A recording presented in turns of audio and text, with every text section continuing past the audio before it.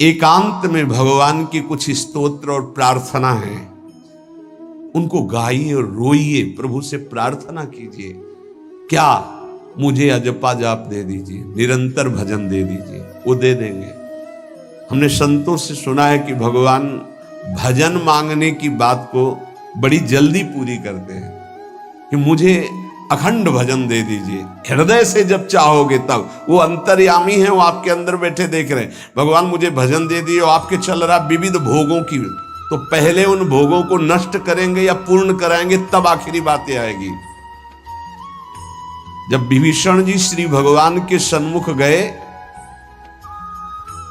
तो भगवान ने सबसे पहली बात पूर्ण की, जो लंका में चलते समय भाव आया था कि भगवान के चरणों का आश्रय लेकर उनके बाहुबल से इस रावण का विनाश करके जिस सिंहासन पर बैठकर इसने लात मारी, यहीं बैठूंगा आके। पहला काम किया, समुद्र का जल मंगाकर लंकाधिपति पद पर अभिषिक्त कर दिया। लंकेश कह के उन्होंने कहा कि प्रभु उर्कछु प्रथम वासना रही, प्रभुपद प्रीति सरित सो वही। प्रभु आपके चरणों के दर्शन से कोई कामना नहीं। तो भगवान कहते नहीं, पहले कामना की थी उसकी पूर्ति ले। हम भगवान से भजन मांगेंगे, साथ में नाना प्रकार की वासनाएं हैं, तो इसीलिए जब बहुकाल करी सत्संगा, सत्संग सुनते सुनते ये दिमाग में बैठ जाता है कि भोग वासनाएं, कामनाएं ये हमें फंसाने वाली हैं, हमें नहीं चाहिए। जब आपके अंदर से उदासीनता आएगी, तब भजन की मांग पूरी हो जाएगी। कभी कभी भगवान का गुणानुवाद करके एकांत में रोया करे साधक। कभी रोना आता है अपने इंद्रिय और मन के विलास की पूर्ति ना होने पर। इतने मोटे मोटे आंसू गिरते, तब लगता है कितने कीमती आंसू कितने घटिया जगह में गिरा रहे हो। अरे इन्हीं से प्रभु को खरीद लेते हैं। अगर उनके लिए रो देते तो इतने करुणामय है वो कि आपको आभास होने लगता। भले हम अंतःकरण उस कोटि की व्याकुलता नहीं कि मेरे प्रभु हम पर कितनी कृपा कर रहे हो, अगर हृदय से उनको पुकारे तो निश्चित वो अनुभव में आ जाते हैं। छोटी छोटी बातों में लोग रो देते हैं, ऐसे रो देते हैं, मोटे मोटे आंसू चल रहे बात में ऐसे, और प्रभु की चर्चा हो जाए घंटों, कोई फर्क नहीं पड़ेगा। ये तो आश्चर्य लगता है। और भक्तों को चाहे जितना भीषण कष्ट हो, कभी आंसू नहीं निकल सकते। जब आंसू निकलेंगे तो भगवत भाव में निकलेंगे। कह रहे नारायण स्वामी कि अजपा जाप के लिए भगवान से प्रार्थना करो। कभी कभी एकांत में उनके स्तोत्र हैं, गुण हैं, उनको गा गा कर रो, उनसे प्रार्थना करो, हे दीन बंधु मुझे अपना अखंड भजन दे दो। जो चाहिए सब प्राप्त हो जाएगा। भजन से क्या नहीं प्राप्त हो सकता। एकांत में बैठकर रोने से, ऐसे प्रतिदिन जब आप नियम बना करके प्रभु से प्रार्थना करेंगे। मीराबाई जी ऐसा ही करती थी, रात्रि में गिरधर से बात करती थी, प्रार्थना करती थी। नारायण स्वामी जी कह रहे उपासक ये बिल्कुल ध्यान रखे, यदि नाम सिद्ध करना है तो झूठ बोलना शपथ पूर्वक त्याग दे। झूठ नहीं बोलूंगा, सत्य बोलना इस अजपा जाप के लिए निहायत जरूरी है, निहायत जरूरी है। प्रार्थना है, काहे को मलिन करे जिह्वा। जब हम भगवत मार्ग में चल रहे तो ये याद भूल जाती है हमें कि हमें सत्य ही भाषण करना है, असत्य नहीं बोलना। ये हमें भूल जाते हैं। क्यों भूल जाते हैं? क्योंकि माया का ऐसा प्रभाव। अगर हम भजन के प्रेमी हैं, भजन बढ़ाना चाहते हैं, तो हम झूठ क्यों बोले? सारे जगत में जो भी तुम्हारे सामने आवे, दृष्टि से उसको जरूर देखकर एक बार प्रणाम करो। मेरे प्रभु इस जीव जंतु के रूप में, जड़ के रूप में, चैतन्य के रूप में। इससे तुम्हारे हृदय में पवित्रता बढ़ेगी, अजपा जाप चलने में सहायक होगा। सत्य बोलना, भगवान से एकांत में रोकर प्रार्थना करना, सबके प्रति भगवत भाव रखकर प्रणाम करना, जिससे तुम्हारा कहीं दोष दर्शन नहीं होगा। किसी के मन को दुखाने वाली कभी बात न कहे, किसी को दुर्वचन न कहे, किसी का वैर भाव अपने हृदय में स्वीकार न करे। ये साधन मैंने स्वयं किया है। नारायण की कृपा से इस दास को वेदांत का भी पूरा ज्ञान है और भक्ति मार्ग का भी, दोनों का आखिरी भाव समदर्शिता है, चाहे भक्ति से चाहे ज्ञान से। सब में ब्रह्म देखना, सब में वासुदेव देखना, सब में इष्ट देखना। भक्ति विषय में भजन और ज्ञान विषय में नारायण, ये दोनों बात भक्त में होनी चाहिए। भक्ति का प्रथम और अंतिम विश्राम भजन, हर समय भजन चलना, और आंतरिक ज्ञान का विषय सब में हमारे इष्ट देव, ये दो बातें जरूर होनी चाहिए परिपक्व भजनानंदी होने के लिए। अगर भगवान की प्राप्ति करनी है तो ये दो बातें बड़ी जोर की है, भजन निरंतर और जिसके भी सानिध्य में आए उसमें भगवत भाव करना। मेरे नारायण ने मुझसे कहा, वो फरमाया कि उनके पीछे पीछे मैं चलता हूं जो मेरे ऐसे भजन करने वाले भक्त होते हैं। और श्री कृष्णचंद्र जी ने दयालुता में भागवत में कहा, अनुब्रजाम्य हम नित्यम पूयत्यंगुरेण भी। मुझे बहुत रोना आता है बात सुन करके कि दास की चरण रज के लिए स्वामी पीछे पीछे डोलता है। किस भक्त के पीछे? जो दो बातें यहां कही, जो निरंतर नाम जप करता है और सब में भगवत भाव रखता है, तो भगवान नारायण ने स्वामी नारायण स्वामी से कहा कि मैं उसके पीछे पीछे डोलता हूं कि उसकी चरण रज मेरे ऊपर पड़ जाए। और भगवान श्री कृष्णचंद्र जी ने कहा, निरपेक्षम मुनिम शांतम निर्वैरम सम दर्शनम। निरपेक्ष जो किसी की अपेक्षा नहीं रखते, किसी से कोई संबंध नहीं स्वार्थ का। मुनिम जो निरंतर मंत्र का नाम का मनन करते रहते हैं। शांतम हर द्वंद्व की प्रहार स्थिति में वो शांत रहते, विचलित नहीं होते। निर्वैरम कोई उनसे वैर करे तो भी वो उससे वैर नहीं करते। और समदर्शी सब में अपने इष्ट को देखते। ऐसे संतों के पीछे में भगवान कहते उनकी चरण रज लेने के लिए हर समय पीछे पीछे रहता हूं। अहिंसा परमो धर्मा शास्त्रों में वर्णन किया गया है, इसलिए किसी भी जीव को कष्ट नहीं पहुंचाना है। गर्दन झुका करके रास्ते में चलना सीखो कि नीचे कोई जीव तो नहीं दब रहा हमारे पैर से। शरीर को सावधानी पूर्वक, किसी को दुख न पहुंच जाए मेरे शरीर से। वाणी को संभाल कर, किसी के हृदय में बाघ बाण ना लग जाए, वाणी का बाण ना लग जाए। बाहर का प्रहार तो सहा जाता है, लेकिन जब हृदय में शब्द चुभता है वचनों का, ये बाण खरकता रहता है। किसी भी जीव को कभी मारना नहीं, वो तुम्हें नुकसान नहीं पहुंचाएगा। गीता वाटिका में सांप निकला, फण वाला कोबरा। राधा बाबा ने कहा, देखो अभी केवल हमने देखा है, अगर और लोग देखेंगे तो आपको पीड़ा पहुंचा सकते हैं, इसलिए एक लकड़ी उठाई और कहा मैं रास्ता बना रहा हूं, आप इधर से चले जाओ। ऐसे किया सांप ने। सब में भगवान है।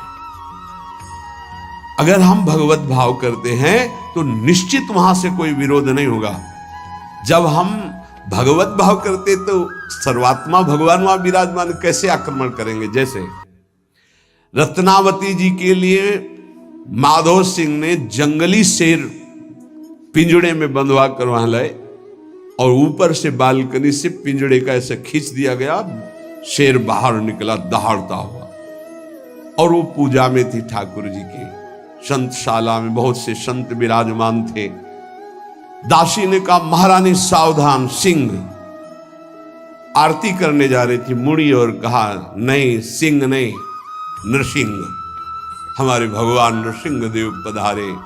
और थाल लेकर मुड़ी तो जैसे सीधी गाय ऐसे खड़े हो गए। तिलक लगाया, आरती की, प्रणाम किया। सिंह घूमा और छलांग मारी ऊपर, जो बालकनी में राजा के पार्षद उसको बंदी बना करके लाए, सांप को फाड़ और जंगल में। किसी संत को, रत्नावती जी को या किसी को वहां कोई क्षति नहीं, लेकिन जो उनकी क्षति के लिए लाए थे, उनके लिए वो सिंह, इनके लिए वो भगवान नरसिंह।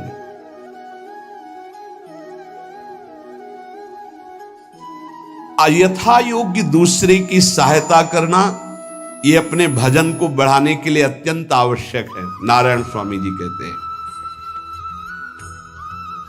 साधु क्या सहायता करेगा?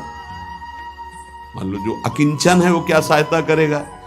तो विद्या दान सबसे बड़ा दान है। तुमने जो शास्त्रों में स्वाध्याय किया है, जो अनुभव किया है, वो दूसरों को दो। जो अधिकारी है, जो दैन्य है, जो सुनना चाहता है, उसे जरूर सुनाना चाहिए। जो विद्या का दान करता है, भगवान का भजन बहुत सहजता से होने लगता है दूसरे को भजन में लगाने की बात। इसीलिए जैसे आप गृहस्थ में हैं तो आप अपने परिवार के छोटे बच्चे बड़े सब 5 मिनट आप राधा राधा कहिए, आप 10 मिनट भजन कीजिए, आप स्वयं कीर्तन कीजिए, पूरे परिवार को सुनने को मिले, बहुत लाभ मिलता है। सब अगर नगर कीर्तन करें तो लाखों लोगों के पाप नष्ट हो जाए, आपको बहुत जल्दी भगवत प्राप्ति हो जाए। ये साधन होते थे। अब क्या हो गया कि इतनी भजन के प्रति लघु बुद्धि हो गई कि शर्म लगेगी कि हम पूरे गांव में कैसे कीर्तन करें। जो शर्म लगने वाली बातें उनमें शर्म नहीं, नाम जप में शर्म लगेगी कि हम 10 लोग मिलकर नगर कीर्तन करें। पहले ऐसा था, प्रातः 4 बजे गांव के 10-20 लोग बड़े बूढ़े मंजीरा लेकर, ढोलक लेकर के आसपास गांव में फेरी देते थे, जिसे प्रभात फेरी कहते थे, और वो नाम कीर्तन करते हुए कितनी सुंदर प्रथाएं थी। शाम के समय रामायण या भागवत की कथाएं कोई जो पढ़ा लिखा है वो सुना रहा है, 10, 20, 50 ऐसे आसपास के घरों के लोग बैठकर भगवान की चर्चा सुन रहे हैं। ये जरूर करना चाहिए, जो भजन के लिए बहुत उत्साह बढ़ता है। ध्यान करते समय, भजन करते समय मन तुम्हें घुमा घुमा कर माया में फंसाएगा। नारायण स्वामी का अनुभव, तुम्हें उसको घुमा घुमा के भजन में लाना है, ये युद्ध करना है। मन ने जो मांगा वही हम देने के लिए तैयार हो जाते हैं। ध्रुवदास जी कहते हैं, मन अब तक तूने जो कहा मैंने किया, मैं जो कहता हूं तुम्हें करना पड़ेगा।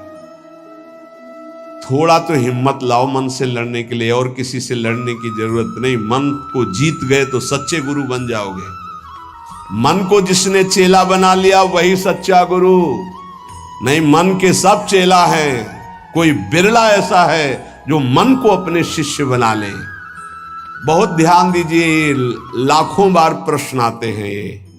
मन जब तुम भजन में बैठोगे तो घुमा घुमा कर माया में मारेगा, आपको वहीं गिराएगा। तुमको ये करना है कि उसे घुमा घुमा कर नाम में लाना है। चल राधा राधा राधा, तेरी एक बात नहीं सुनेंगे।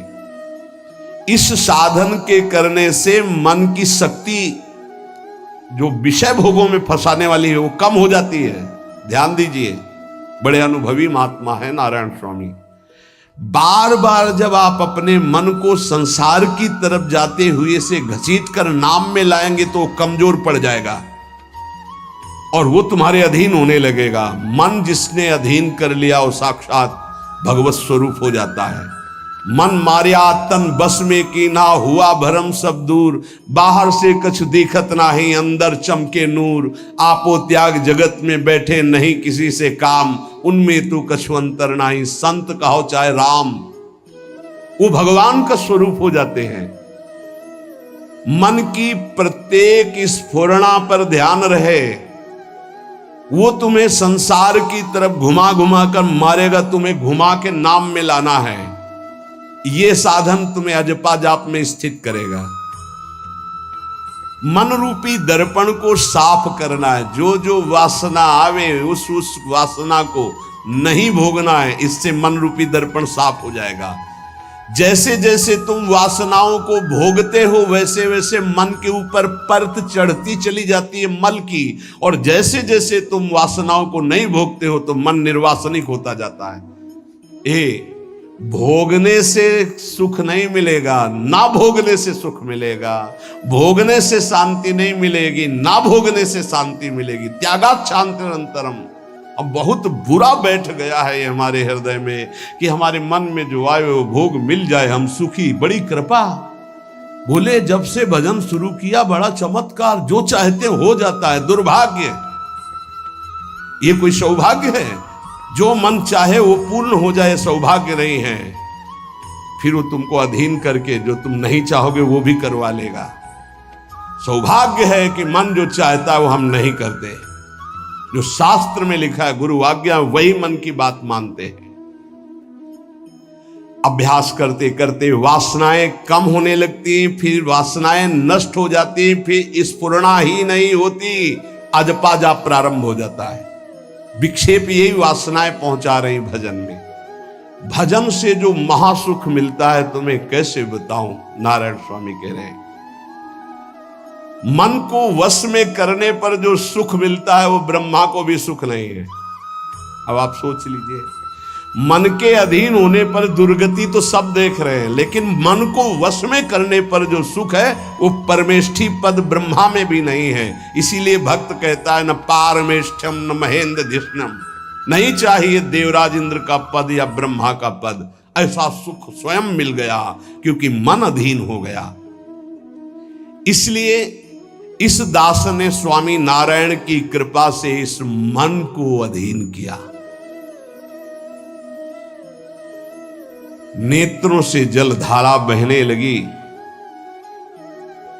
और हर समय नारायण की छवि नेत्रों में बस गई और जिह्वा ने प्रबल रूप धारण कर लिया। नारायण नारायण नारायण नारायण। अभी जिह्वा प्रबल रूप, समोसा, चटनी, ये वो कैसे नाम मीठा लगे। राधा नाम सुधा रसम, पानी आया मुंह में? नहीं। राधा नाम सुधा रसम, पानी आया मुंह में? नहीं आया। वह भी गरम गरम समोसा, चटनी, ये या अमुक चीज या अमुक, मुंह में पानी आ जाएगा क्योंकि हमारी जिह्वा का स्वाद बिगड़ गया। बोले हमारी जिह्वा प्रबल हो गई। किस बात में? रुकी नहीं रही।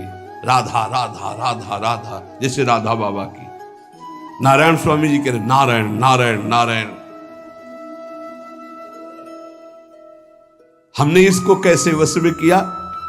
बाजार में जाता, मिठाई की दुकान के सामने खड़े होता, जो सब चीज दिखाता, अभी कहता नारायण नारायण नारायण, कुछ नहीं मिलेगा, चलो।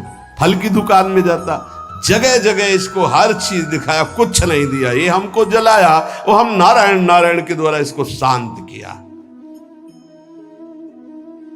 माया ने हर चीज मंगवाकर हमारे सामने रखी पर नहीं खाया।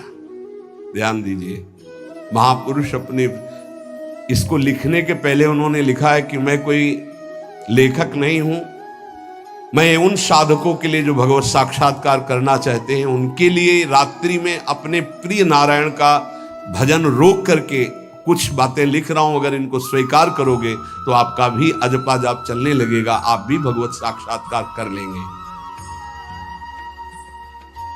जब हमने देखा कि बहुत सुंदर सुंदर भोजन बन करके हमारे सामने माया भेजने लगी, नारायण भेजने लगे, ऐसा नहीं कह रहे, देख लो साधक की चतुरता देखो। माया हमारे सामने अच्छा अच्छा भोजन पकवान, पर मैं कभी उन अच्छे भोजन को नहीं पाता, मामूली साधारण उससे निकाल करके भोजन पाता। जितने सिद्ध हुए हैं उनकी रहनी है ये है। मिठाई, चरफरा, स्वादिष्ट जवान पर ना रखने का नियम ले लिया, ये बड़ी बात है। अभी कुछ समय पहले एक महापुरुष पधारे, उन्होंने पहले आजीवन मिठाई छोड़ दी, कोई मीठा, फिर नमक छोड़ दिया, फिर भगवदाकार वृत्ति में शरीर भी छोड़ दिया। क्या महापुरुषों ने पाया है कि हम प्राण और शरीरों को इस सब कुछ समझते। पहले ही बता दिया था 3 दिन पहले कि अमुक समय में शरीर छूटेगा, और हंसते खेलते सबके सामने शरीर समाधिस्थ होकर छोड़ दिया। मिठाई, स्वादिष्ट चरफरा चाहते हैं अजपा जाप, लेकिन गुलाब जामुन पा करके, बढ़िया बढ़िया पदार्थ पा करके, भाई इनका प्रभाव है, ये भजन में नहीं लगने देंगे, देख लेना, भजन में नहीं लगने देंगे। और अभी 10 दिन केवल हमें समय दो आप, फिर हम आपको देखेंगे कि आप कितना भरपेट भोजन पाते हैं। किसी भी मिठाई में चीनी नहीं पड़ेगी और किसी भी दाल या कढ़ी में नमक नहीं पड़ेगा, मिलेगा सब कुछ। खीर भी मिलेगी, गुलाब जामुन भी मिलेगा, पर चीनी नहीं होगी। दाल भी होगी, सब्जी होगी, कढ़ी होगी, पर नमक नहीं होगा, चलेगा। 10 दिन बाद आप देखो अगर पेट न पचकने लगे तो स्वाद ही नहीं मिलेगा। ये क्या हो रहा है? ये जवान को संभालना है अजपा जाप के लिए। गोस्वामी तुलसीदास जी ने भी कहा है, अगर लोन बिना सब्जी ऐसे सीठा तो भोजन तो बहुत जल्दी नाम सिद्ध हो जाए। तो हम कह रहे चलो ऐसा नहीं सही तो पर सात्विक और थोड़ा पाना सीखो। देखो माया की व्यवस्था में कमी नहीं रहेगी, व्यवस्था तो बहुत जोर की होती रहेगी, आप चिंता ना करें। खाते खाते मर जाएंगे, भोजन कम नहीं होगा, ये सृष्टि का क्रम है। आप अपने अगर जिह्वा को आपने विविध प्रकार का स्वाद दिया तो इस दास ने जो अनुभव किया कि नाम जप नहीं चल पाएगा निरंतर। नारायण स्वामी कह रहे देख लो, नाम चलाना है या रसेंद्री, थोड़ा नमक कम हो, नमक डलो। अरे यार कभी कभी तो साधु को ऐसा सौभाग्य मिलता है कि नमक ना हो, कभी ऐसा बिगड़ा है चुपचाप दबा के प्रसन्नता से मन की इंद्री को नहीं, शांत, कैसा भोजन, बहुत प्रसाद, बहुत सुंदर था। कभी ऐसा, कभी नमक ना हो, कभी कम नहीं मांगना चाहिए, कम से कम थोड़ा तो कभी कभी अवसर मिले ऐसा। कभी खीर बनाओ, चीनी ना डालो, देखो ना बिल कभी ऐसा। फिर देखो खीर कौन मांगता है? एक दोना के बाद मान लो उपदेश हो गया कि तो एक दोना के बाद खीर नहीं, वो अजपा जाप के लिए खीर मना है अजपा जाप के लिए। ये रसेंद्री का विलास बहुत विचित्र, बहुत विचित्र है। खाते खाते मीठा शुगर हो गया, खाते खाते परेशान, लेकिन फिर भी रसेंद्री नहीं मानती। जो निरंतर भजन करना चाहता है उसे 24 घंटे गुरुजनों के द्वारा बनाई हुई दिनचर्या में ही रहना चाहिए।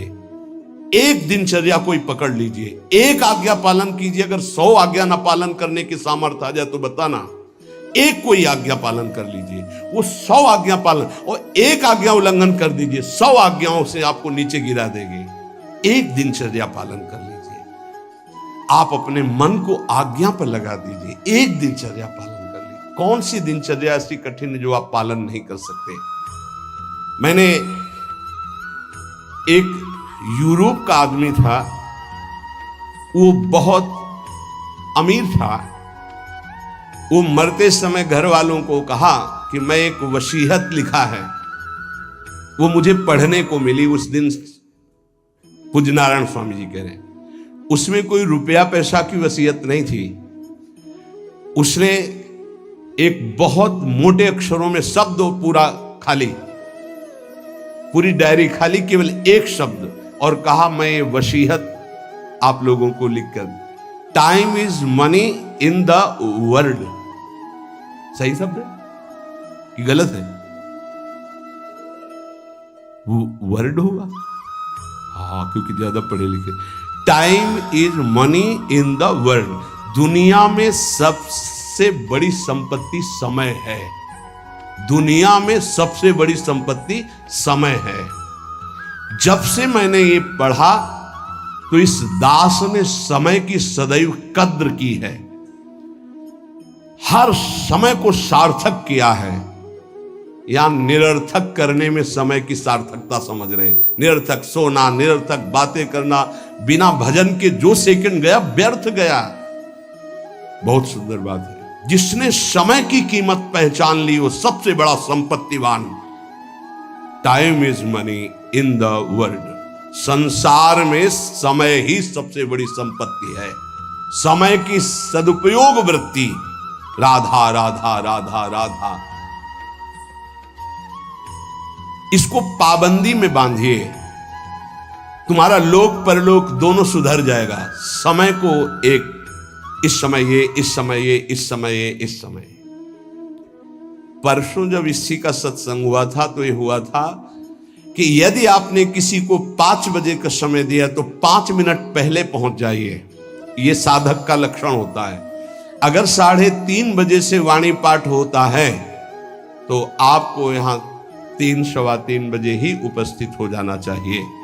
आप सर्वांतर्यामी भगवान के द्वारा दिया हुआ दिव्य मानव देह और दिव्य सत्संग और इसको दिव्य बनाने का अवसर खो मत। नहीं, ये सोने के लिए नहीं, ये व्यर्थ के लिए नहीं, ये मुंह दिखी करने के लिए नहीं है, ये अंता से पालन करने के लिए है। जब से मैंने ये शब्द पढ़ा था time is money in the world, तो अपने जीवन में कभी 1 मिनट भी व्यर्थ नहीं खोने दिया, 1 मिनट भी। देखो, यही लगन नींद पर विजय प्राप्त करवाती है। यही लगन कि मुझे समय बर्बाद नहीं करना, जितना अधिक से अधिक भजन। पता नहीं आज शाम हो कि ना हो, हम क्यों अपने इस दिव्य समय को नष्ट करें। पर लोग समय कटता नहीं है, इसलिए टेलीविजन और कई कई प्रकार की बहिर्मुख वृत्तियों को स्वीकार करते हैं कि समय काटना है। बोले समय नहीं कटता। और सही पूछो तो भगवान से मनाया जाता है कि नींद ना आवे, कभी ये रात्रि ना हो, इसके लिए कि मैं रात्रि हो गई तो 10 घंटे 8 घंटे सो रहा हूं। नहीं, रात दिन भजन, जाना है यहां से। पता नहीं आप लोगों के दिमाग में है कि नहीं है। हर समय बात है कि जाना है, कोई भी मिनट आखिरी हो सकता है, बिल्कुल चलो, जाना है। फिर किस बात के लिए उदास हो जाना, निराश हो जाना, क्योंकि ये पक्का पता मुझे जाना है। कहां जाना है? लाडली जी के पास जाना है, जिनके लिए तरस रहे हैं उनके पास जाना है। तो उसमें कोई भय है क्या कि जाना? जिनके लिए हम तरस रहे, तड़प रहे, उनके पास जाना है। जहां अनंत जन्मों से बिछड़े वहां जाना है। कोई आश्चर्य की बात है, कोई दुख की बात है, कोई घटना की बात है, और जाने का ही बुलावा है। एक माई है, भयंकर कैंसर से पीड़ित है, मुस्कुराहट के सिवा कभी हमने उसके मुख में उदासी नहीं देखी। जब प्रणाम करके बाद, बहुत कृपा है लाडली जी की, बहुत कृपा है गुरु जी की, यह जीवन है। आपके अंदर अगर थोड़ी देर सोचो कि कैंसर की रिपोर्ट आ गई, अब कैसा लगेगा? कैसा लगेगा? भाई भगवान ने हमें क्या दिया है? थोड़ी देर आंख बंद करके सोचो, यदि तुम्हारी आंखें ज्योति रहित हो जाए तो कैसा लगेगा? घबराहट पैदा हो जाएगी। आप देखो, अभी आंख बंद करो, सोचो अगर ये सदा सदा के लिए ऐसी हो गई तो भगवान ने कितनी कृपा दी। तुम सुन सकते हो, बोल सकते हो, देख सकते हो, सूंघ सकते हो, चल सकते हो, अभी स्वस्थ हो। समय की कदर करो, नहीं ये समय निकला चला जा रहा है, ये वापस नहीं आने वाला। और स्थिति ऐसी बना लो कि हर स्थिति में तुम्हारा मंजीरा बजने से रुके ना। पक्का जब भीषण कष्ट की स्थिति थी तब भी कहते थे व्हील चेयर में बैठा लो, हमारा नियम है इस समय बाहर निकलकर 4 चक्कर लगाना, आप लगाओ चक्कर। नहीं, ऐसे नहीं बैठा लिए, हमारा नियम, और जो नियम है उठाओ, हमको टांग के ले चलो, हमारा शरीर का संस्कार करो, वैसा चलो टाइम बाय टाइम। ये क्यों हुआ? बचपन से इसका अभ्यास और भगवदाश्रय। इसीलिए सबसे प्रार्थना करते हैं, ये किसी एक के लिए नहीं है। व्याधि मंदिरम शरीरम व्याधि मंदिरम, कौन सा देवता प्रकट हो जाए? किडनी फेल कर, कितने प्रकार के रोग हैं भैया। और एक बार जहां रिपोर्ट आई कैंसर, खत्म खेल, भजन साधन सब खत्म, चेहरे का रंग बदल, दिल बोले ब्लॉक हो गए इस दोनों नसें। अब वो परेशान है, अरे ब्लॉक नहीं, फेल हो जा, पास हो जा, इसमें क्या जाना। राधा राधा हर समय तैयार है। जैसे आर्मी का जवान तैयार रहता है बॉर्डर पे कि कहीं से भी गोली आ सकती है, ऐसे बिल्कुल तैयार रहो, पक्का तैयार रहो। बार बार कह रहे हैं सावधान, समय की कीमत को पहचानो।